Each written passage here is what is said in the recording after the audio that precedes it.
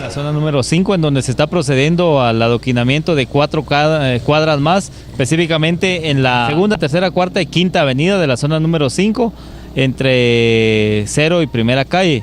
Son 4 avenidas que se habían quedado pendientes de adoquinar, y con esto estamos prácticamente llegándole también a un 95% de adoquinamiento en la zona número 5.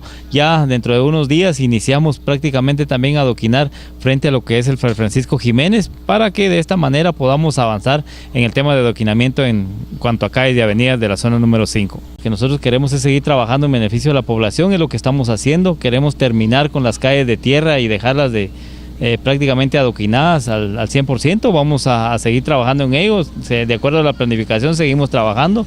Ojalá el tiempo nos dé y Dios nos dé la oportunidad de ver adoquinadas cada una de las calles y avenidas de nuestro municipio. Hoy estamos trabajando con la ayuda de Dios, el apoyo de los vecinos. Lo único que le estamos pidiendo es un poco de paciencia. Si bien es cierto, por muchos años las calles y avenidas estuvieron abandonadas, hoy que nosotros estamos iniciando con el rescate de las mismas, lo único que les estoy pidiendo es un poquito de paciencia mientras se realizan los trabajos. Aprovecho también la oportunidad para llamarles a la conciencia a los vecinos para que ya no tiren, ya no arrojen la basura en las calles y avenidas, sino que al contrario, yo creo que debemos de tomar un poco de conciencia en depositar la basura en su lugar y no en los tragantes, porque al final los perjudicados somos los mismos vecinos que a la hora de tirar o depositar basura en los tragantes, cuando llueve, esto provoca inundaciones en algunos sectores debido a que los malos vecinos pues igual arrojan basura en las calles de avenidas y en algunos tragantes.